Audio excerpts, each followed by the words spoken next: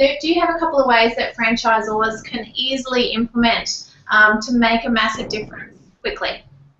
Look, I think just on what Suzanne you just said about people cost cutting, and I think this is where I'm going to come in and say what franchises can do.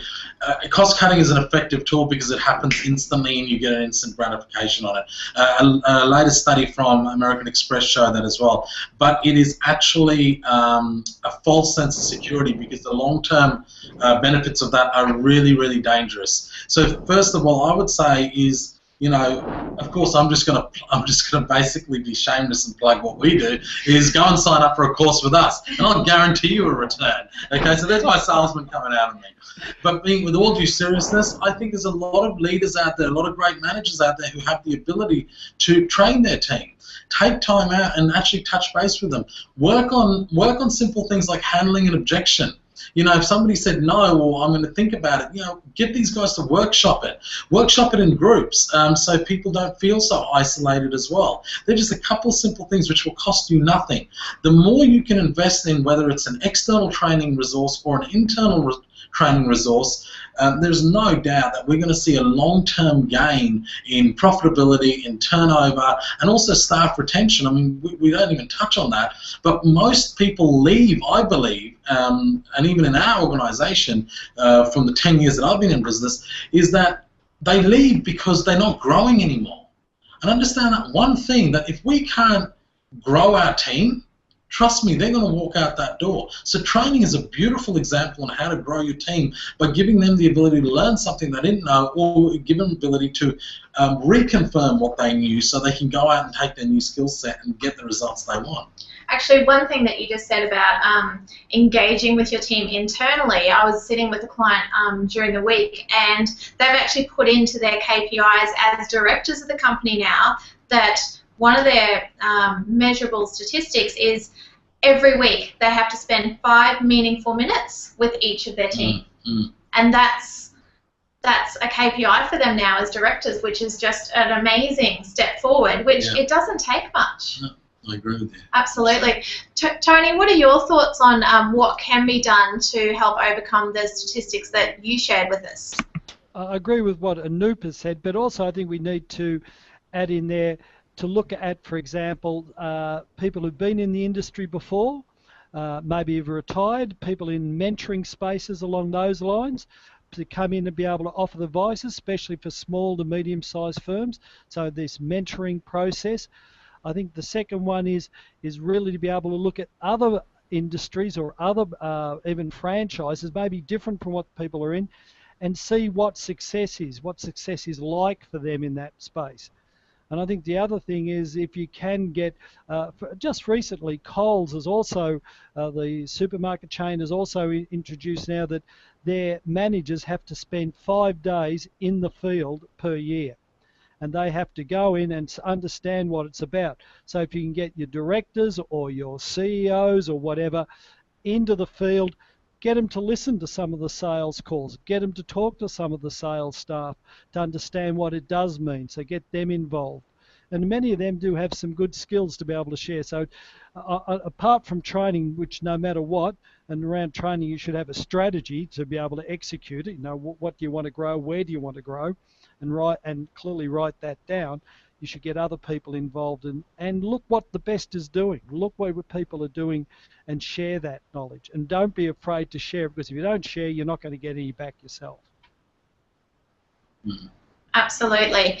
One question I'd have for Suzanne is, because you work within and alongside so many franchise groups, how often, and it's a very simple thing to do that we do with clients, is look and examine their sales process.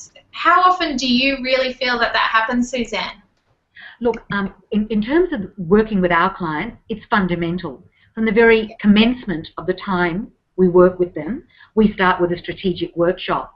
And obviously sales, by whatever name, depending on their industry, is central to that. We actually have a little triangle that we do, and it's sales, profitability, brand equity. We sum up any business in those 3 terms: sales, profitability, brand equity. It's what any business is trying to do, but of course franchising does it through bringing the capital of the franchisees and their HR, their motivated owner-operator status, to the equation, which of course distinguishes franchises from other kinds of businesses.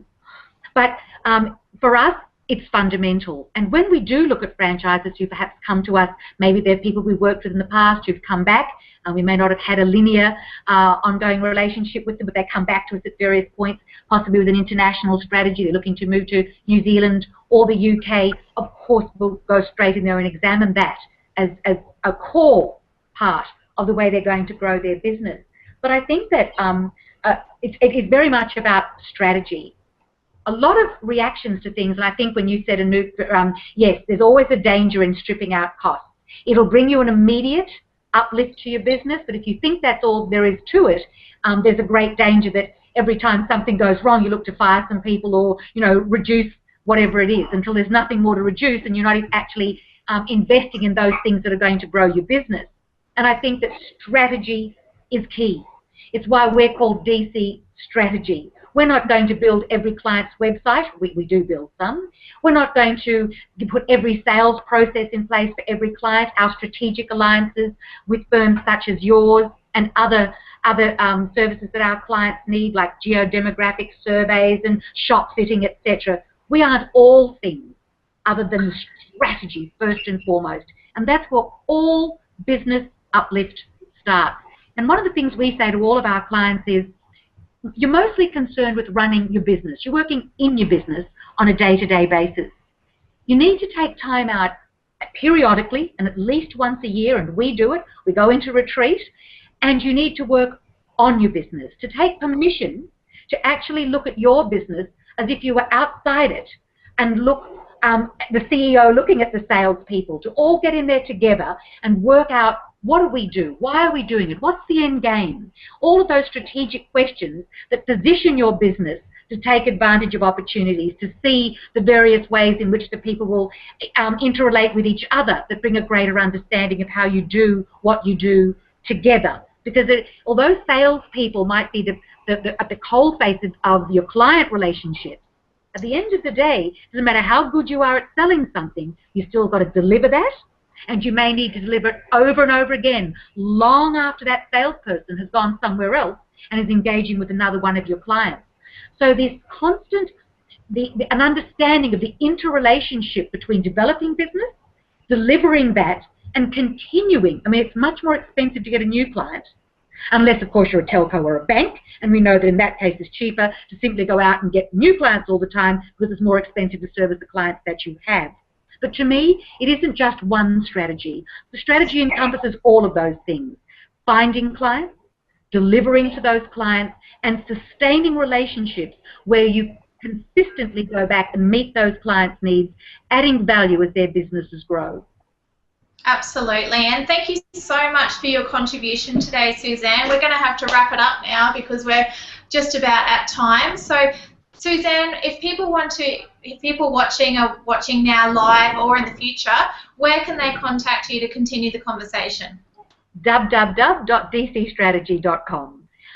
If you look at franchise consultants, but DC Strategy, that's D for Delta, C for Charlie, and we'd be delighted to take your calls and add some value to your business and see if there's any way that we can assist you, for sure. Excellent. Well, thank you so much for your contribution and joining us today. And Tony, thank you so much for sharing your fascinating research. Would you mind telling viewers watching live now and in the future as to how VIC AIM can service them? Thank you very much. It's been great to be part of this, Emma. Certainly from our end, just go to our website. That's aim.com.au, and on that website there's a research and strategy section, as well as a whole range of online programs, as well as face-to-face courses that people can look at in leadership and management space. Almost all the material there in our research is free, for which people can access. So looking forward to them visiting that website, aim.com.au.